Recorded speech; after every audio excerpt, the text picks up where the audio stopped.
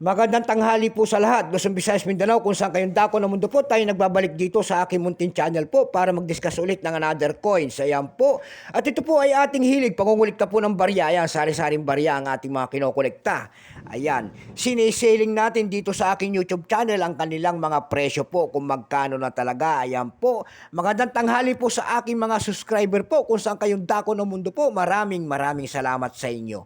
Maraming salamat din po sa nanonood doon sa aking FB page, Samuel Soriano rin po. Thank you so much din po sa lahat. Ayan. Yun naman nanonood po at hindi pa kayo nakapag-subscribe dito sa aking YouTube channel. Ayan. At gusto nyo ang ganito mga topic po about coins. Ayan.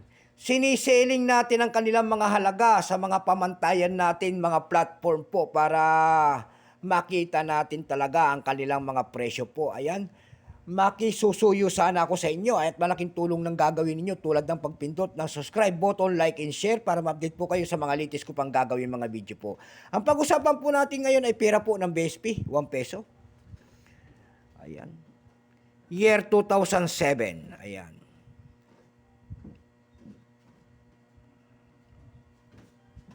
Year 2007.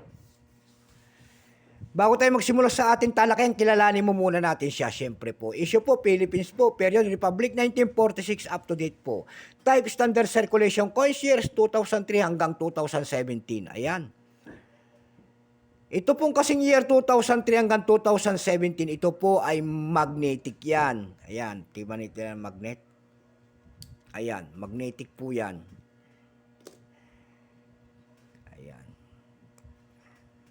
Ayan po, namamagnet.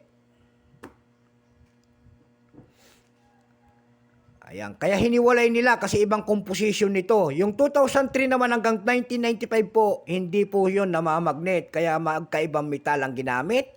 Kaya ibinukod nila. Ayan. Pero ang suma total nito sana na year ay magmula 1995 hanggang 2017. Value nito, piso po. Ayan, nakapalob po ito sa BSP series. Currency, piso, 1967 up to date po. Composition po nito ay nickel-plated steel, magnet nga. May bigat itong 5.35 grams. May haba pong 24 mm.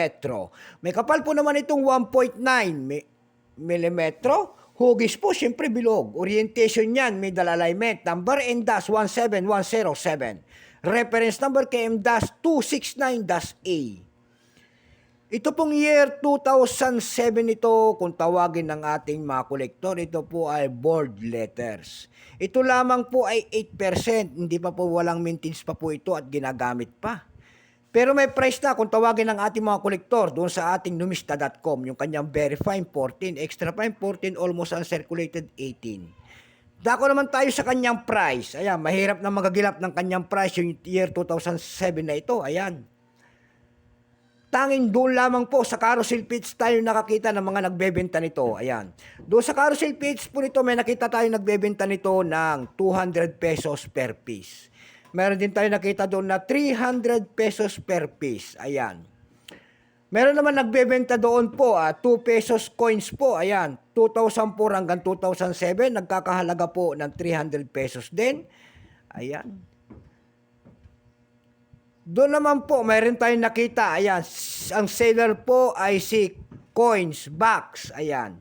Yung 2007 niya, binibenta niya po ng 900 pesos, ayan po.